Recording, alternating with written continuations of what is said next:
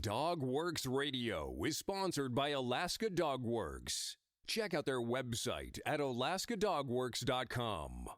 You can support this podcast on patreon.com/firstpawmedia. Hello and welcome to today's episode of Canadian Challenge Tales. We are joined by Jillian Lawton from Rocky Mountain House. How are you today, Jillian? Great, thank you. Excellent. So I know you've been a Canadian Challenge participant for several years. Before we get into that, I want to find out a little about how you got started into dog mushing. Okay. Well, it goes way, way back. I grew up with dogs, so ever since I was young, like my dad and mom had dogs even before I was born. My dad, Steve, got into dogs in the Yukon when they were stationed up there. So he had his first set of trapline dogs, and that was about 1975. Then my sister and I were born when they were up in the Yukon, and then he started sprint racing all through the 80s. So that was, I've grown up with dogs. I've grown up doing chores. My sister was a sprint musher with my dad during the 80s. That wasn't something I was into. And then we did tours for about 16 years and then started kind of this mid-distance Canadian Challenge, and that kind of happened by fluke. And then here we are. So it's been, 15 years now, I think, that we've been going to the challenge, and I've only missed, I think, one because it was canceled that year. So that's how many times. I've kind of lost count, to be honest, how many times we've been. Yeah, I was going through some of the old results, and it's just year after year after year, always there, always participating, and different categories as well. Yep. It's just wondered if you might be able to share a little on what attracted you to the mid-distance. Well, I don't know if it was more of what attracted me, but I think at the time, my dad, we said, well, okay, we're finishing up tours, and he kind of had this idea that we should give this a try before we kind of got out of dogs. And of course, that year it was a 6-dog. He figured he was, for 6 dogs to pull him 150 miles was a little much, so he said I should do it. And that's kind of how that came along. That was my first race ever. That was in 2007. It was the 6-dog. And that was when it ran from La Ronge down to just north of Prince Albert's, the Spruce Home. Still to this day, I'm not really sure how we made it that far and we finished, but I was running like tour dogs, never had any experience with any distance and stuff, but we finished, and I finished with all 6 dogs, so I think there's something to be said there. They were pretty tough. So, and then after that, it just kind of kept building from there, and then tried the 8-dog for many years, did the 12-dog. I finished that 1 year, and then it's been 8-dog for the last little while, that's been a good fit for my life, so that's why I've been doing that one. Yeah, certainly you were part of the Canadian Challenge this past year in the 8-dog, which was, a 2-day, 50-mile-a-day sort of race. Mm-hmm. And before that, I want to talk a little about back to 2015 when you were in the 12-dog, if you can remember that race. And you managed to come in 5th. We had a few scratches and some fairly heavy competition in that one. Do you remember anything about the 2015 race that you can share? I remember the last stretch coming into the finish line. I remember that. That's probably the biggest moment I remember. Of my team, all of them, I think with the exception of one, were dogs that we'd raised ourselves. I had a really young dog. His name was Zip, and I think he was about just over 2 years old, but he ran lead for most of that race, and he was absolutely phenomenal. He did excellent. I remember just the feeling of crossing the finish line. That was probably the biggest moment, I would say, probably of my challenge career, I suppose, was that, just to finish it. And it was tough. It was always cold. Yeah, I think those are the couple of the biggest moments. That was my second time doing the 12 dogs, so just had a bit of unfinished business and wanted to see the finish line. So um, I do remember running most of the Northern Loop. A lot of it was in the daylight, and it was spectacular. Yeah, those are the biggest ones. So yeah, that was a good year. I was pretty pleased, and I we finished with 11 dogs that year, so I was pretty proud of that as well. That was a long ways for to come with almost a full team. So yeah, those are kind of the things I remember the most about that year. Exciting. Have you been a part of any other races aside from the challenge? Challenge has been the big one. We've done the Torch River Run, so that's the other one in Saskatchewan in March. I did run that as a 200. Oh gosh, I don't remember the year, but I did finish that one as well.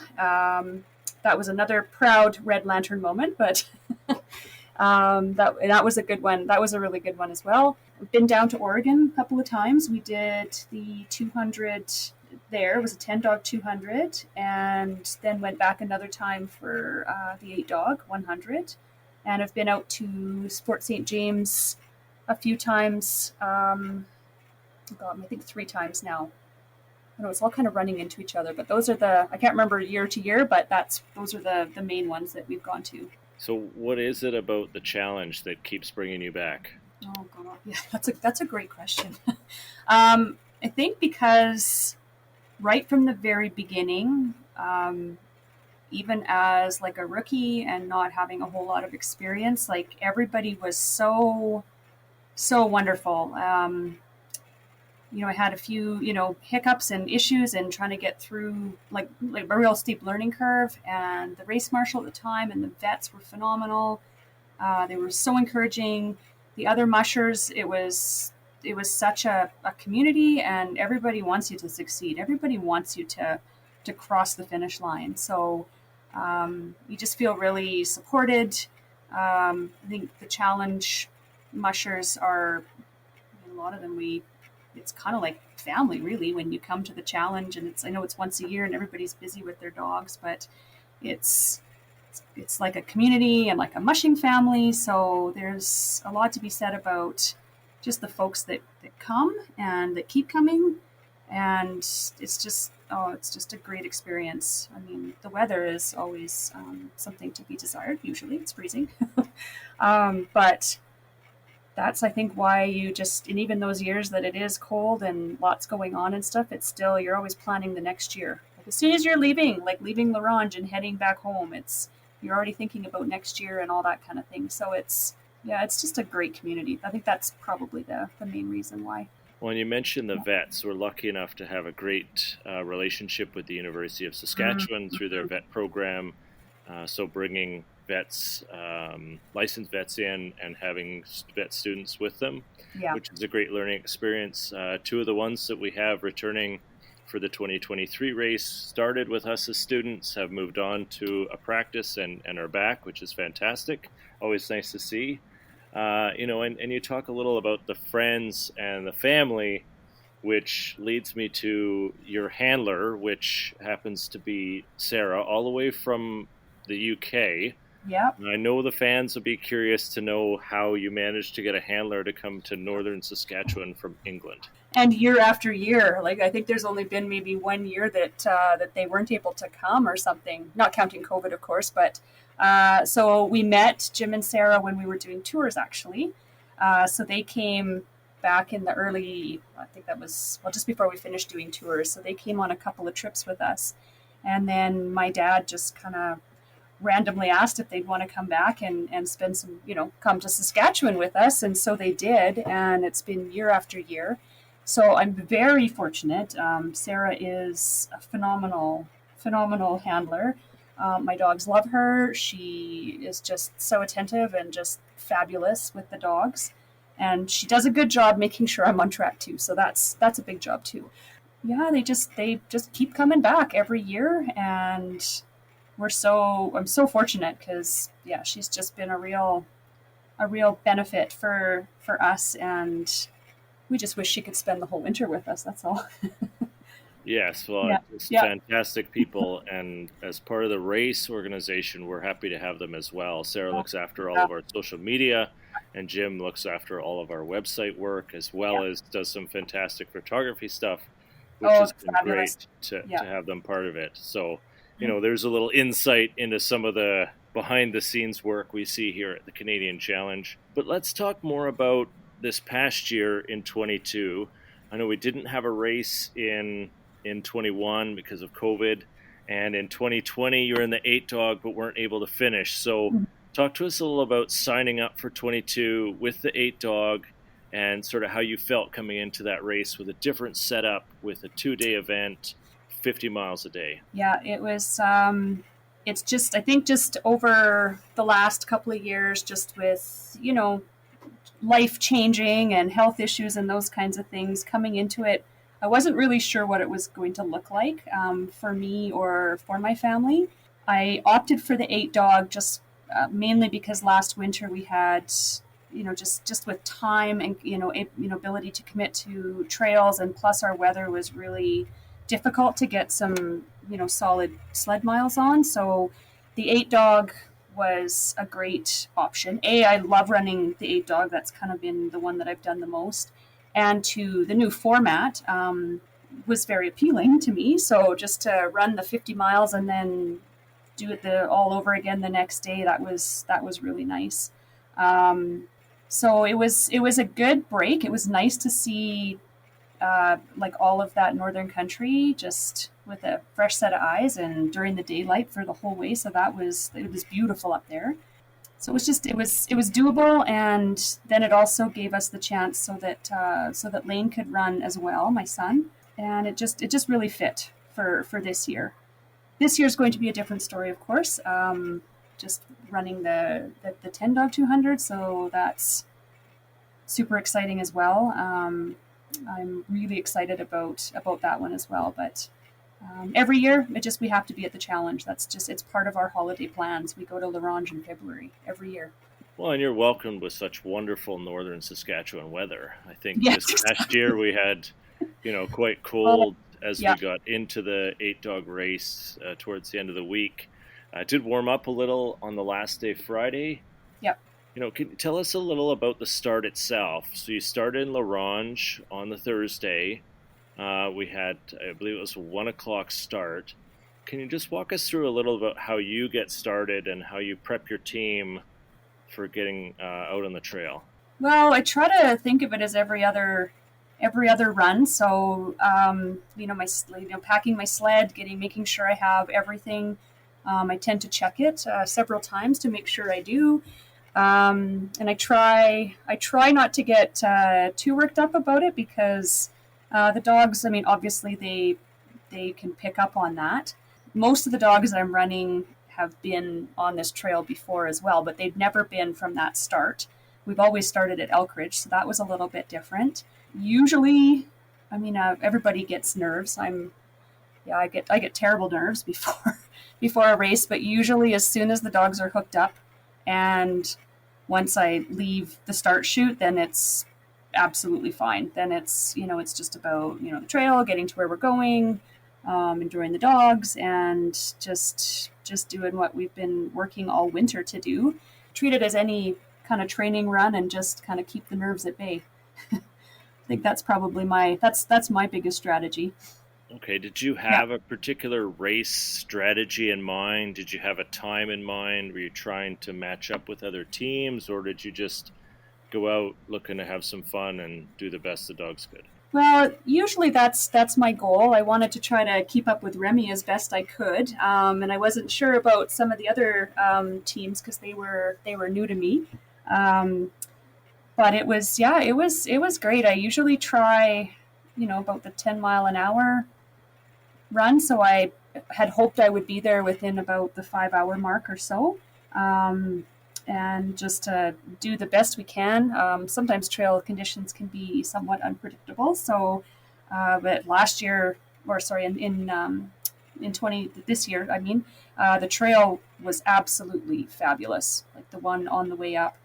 Um, I had kind of been considering about dogs and what does that look like for me in the next 5-10 years or something. And I was thinking, well, maybe I will just kind of age out some of these dogs, and I'll have a smaller team and do it for recreation. And once I ran that trail and on the way up, and I just had such a phenomenal run, then that was it. I'll be running a bigger string of dogs from now on. So it was, the trail was impressive. It was just absolutely fabulous. We had such a good run that day. That was the Thursday on the way up.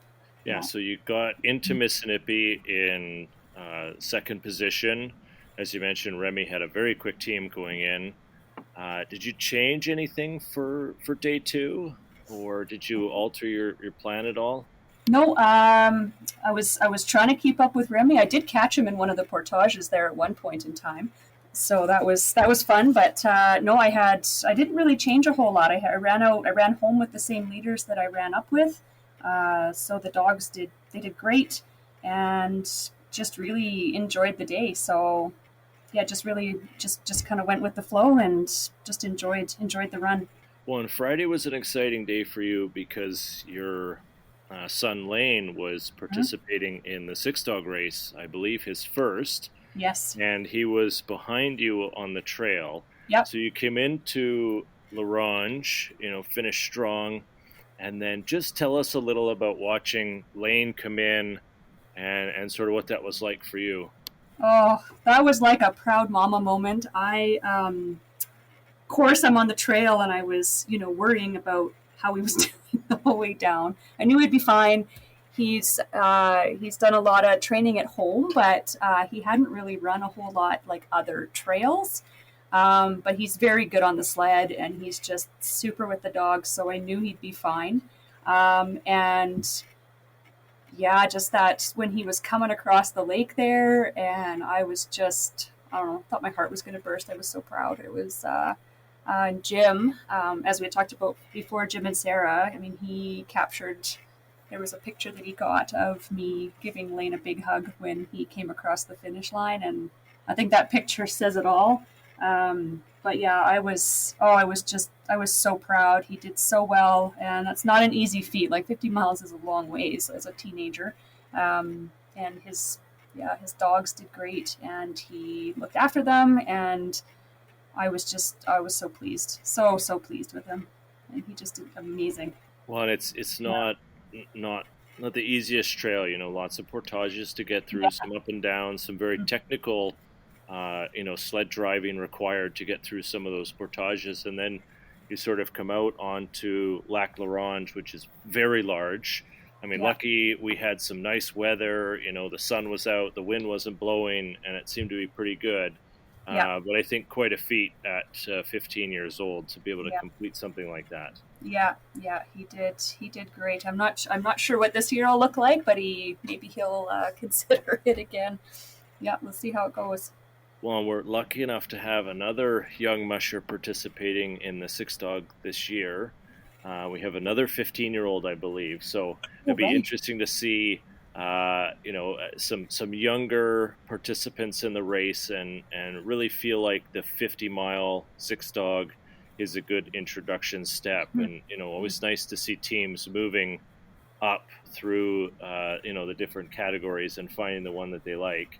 So how did you decide on the 10-dog this year versus doing an 8-dog again? Well, I've run the 8-dog so many times, and to do it with 10-dog seems like a great option. I hummed and hawed about it, to be honest. I was considering the 8-dog, and I just opted to do the 10. I've got a solid core of dogs in the yard, a lot of veterans that have done this before, so I know that we're perfectly capable of that. And also too, I'm ready now after a couple of years of a more kind of fun runs at home and such, just to get back into the heavier training and just really work hard and see how well we can do. So I'm really excited about it. I've been on a lot of these trails before, and it's gonna be a great year. And I've got some pretty solid dogs, and I'm really excited about it. So obviously you've got some dogs that have been to the Canadian Challenge before. Is there a dog or two that you're really hoping to see excel on the team this year? There's a couple actually. I have a couple of, they'll be, how old are they? They're going to be four. They ran with me last year, set of brothers. They are just, they're such nice guys to work with. Both of them will run lead. They're just solid, hardworking dogs. So we've raised those ones. I have a couple other dogs that are stepping up more into the lead position. My main leader that I've had for several years, she has now moved into retirement. She's coming up to 10 years old. So she's going to be doing some of the short runs at home. I've got another two little females that have been showing some promise as well. So just kind of the team is growing and changing a little bit. So it's just, and when you have those dogs that you rely on, and then to find dogs to take their place is a bit unnerving sometimes. But these couple little females I think are going to do a really good job for me this year. Well, I just need some time to build more of that bond and expand that level of trust that you have, that they're going to do what you want and go where you need. Yeah. So how is training going along this year? Are you on sleds now? Have you got enough snow? Or are you, sort of meeting the plan or schedule you set? Yes. Well, it was a little bit of a slow start because we had such a warm fall. So we were, September, October was pretty warm, but we're into the longer miles now. I am on a sled, which is very exciting. I think last year I got about 2 or 3 sled runs at home. And so now we've got our trail in. So that's much better. Much prefer that than snowmobile or side by side. And yeah, we've got enough snow to run, and hopefully we'll be getting some more. But yeah, it's really great to be back on the sled. That's my happy place, that's for sure. Yeah, it's interesting that we had such a strong snow year in 22 for the race. The trail crew just had struggled to keep up with continuously packing down the snow, and where you are just 7-8 hours to the west, and you hardly had snow at all. So glad that you're seeing more of that snow this year. Yes, we're very happy about that. Everybody's happy when they get off the machine and onto the sled. Oh, that absolutely. certainly seems to be universal. Yeah, I agree. Yeah. So for our social media question, it comes from Struggle Bus Pilot, and the question is, did you have a moment where it hit you that you are a musher, that you're doing this, or was it sort of a gradual thing, having grown up with sled dogs your whole life? Oh, that's a great question.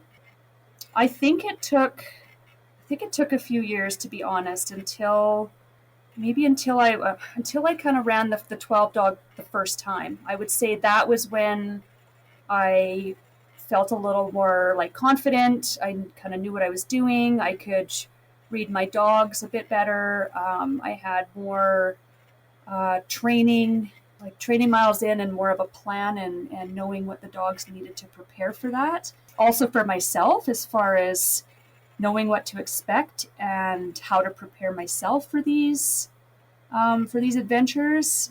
Everything from managing the cold to figuring out what I needed to eat, and same thing with the dogs, packing, just having everything and feeling like I was ready to handle whatever happened on the trail. So I would say it would have been probably 2013, I'm guessing. I can't remember what year, sorry, but that would be the year that I really felt like I was a musher. Yeah, with the steep learning curve and everything like that. So, of course, I'm still learning. Every time I go out anywhere, I'm still learning. But yeah, that was when I would say I would have considered myself a real musher.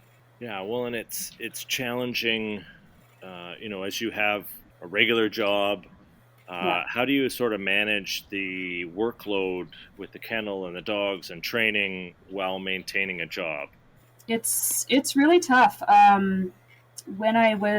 Before I got married, it was a little bit easier because I was working and then just had dogs and that to spend my time on.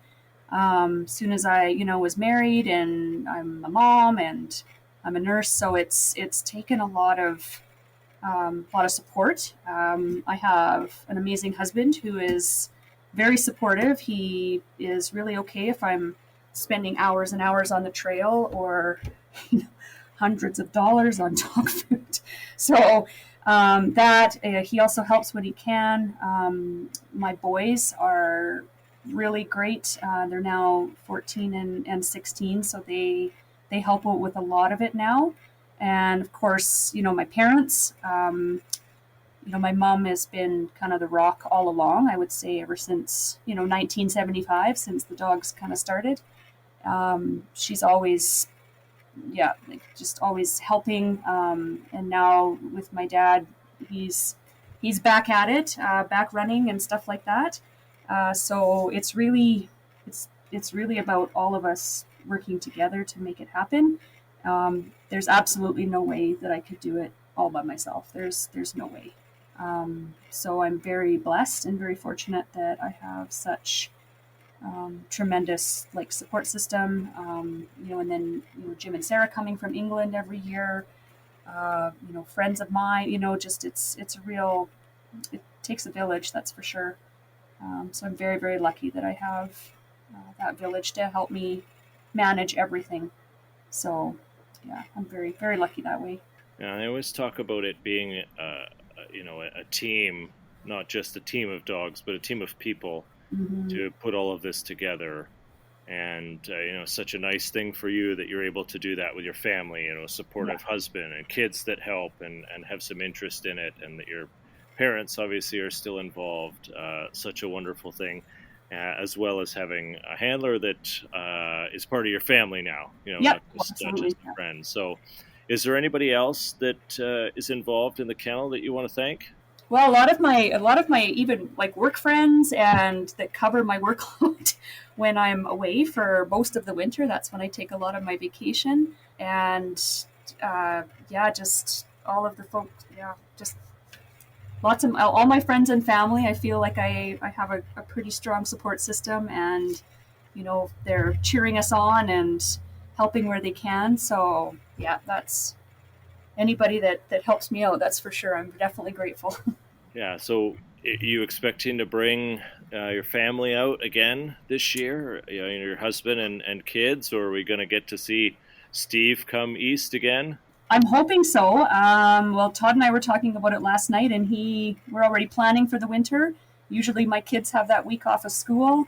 My dad will be coming again this year. He's had a hiatus from the challenge for a while, and Jim and Sarah, and then maybe another person or two. We'll see. We've got some friends coming from England to help us run some dogs, so I'm hoping the plan is for them to be with us as well. So we're going to might have to bring 2 trucks, I think. So.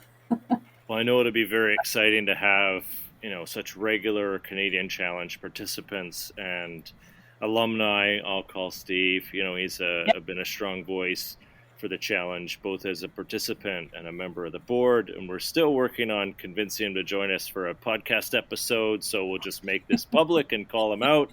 Looking forward to hearing some of his stories and all of his lengthy experience on a dog sled. Oh, he has, that's almost 50 years. 50 years of dogs is for him. That's a long time.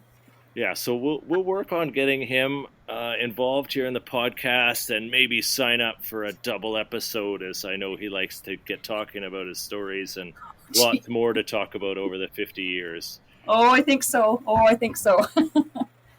Yeah, so I really want to thank you for joining us today. It's been a real pleasure getting to know a little more about your history with racing and dog sleds, and being such a constant participant with the challenge. We really appreciate. Really excited to see your team this year and how you're going to do at the 200-mile race. Some different trails and different sections that we've got this year. We've been out, and the trail crew's been out, and starting to see some of that now, and it looks absolutely wonderful. We got a really nice base of snow that I think we're going to be able to get packed down. So, really want to thank you again for joining us today.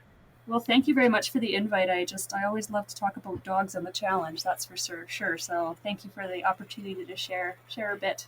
Yes, well, and to everybody listening, thank you for joining us today on the latest episode with Jillian Lawton, all the way from Rocky Mountain House. Anybody looking for more information on the Canadian Challenge, you can find us at canadianchallenge.com, as well as on Facebook and Twitter, Instagram as well. Jillian, is there a website or social media you want to direct people to? They can follow you this year? Just on my personal, it's under Jill Taylor actually, but Jim does such a fabulous job Jim and Sarah on the challenge Facebook page. That's where usually all the action is on there. Well, we'll be sure to get some extra pictures of some of the stuff you've been up to lately, so we can share that out with the folks and include some of your details in the show notes below. If anybody's interested in joining us for the Canadian Challenge this year, we do have availability in all categories, 6-dog, 8-dog, and 10-dog, as well as any volunteer options that people want to come out and see some sled dogs and some mushers have a lot of fun starting on the 21st of February. So thanks again, Jillian. Appreciate the time. And to all of you listening, appreciate your time. Until next time, and goodbye. From First Paw Media, this is Canadian Challenge Tales. We hope you enjoyed this episode, and we invite you to subscribe on Apple Podcasts, Spotify, Stitcher, or wherever you get your podcasts. You'll find a link on the episode notes. You can tap or swipe on the episode cover art, and you'll see some offers from our sponsors. You can support our show by supporting them. If you like what you have heard, we would love it if you would give us a 5-star rating and tell your friends how to subscribe too. Your host is Dan Kirkup. Our executive producer is Robert Forto. Created for First Paw Media.